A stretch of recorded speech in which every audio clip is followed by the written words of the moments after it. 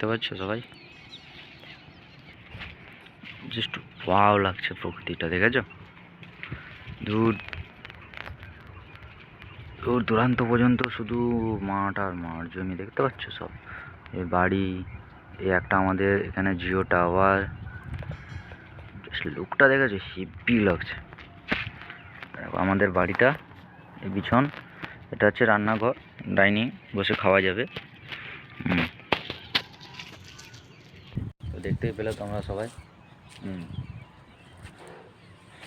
খুব সুন্দর লাগছে। আজকে অনেক অনেক অনেক কাজ আছে, বলে তোমাদের যেটা আমি বোঝাতে পারবো না। আজকে অনেক বাড়িতে কাজ আছে।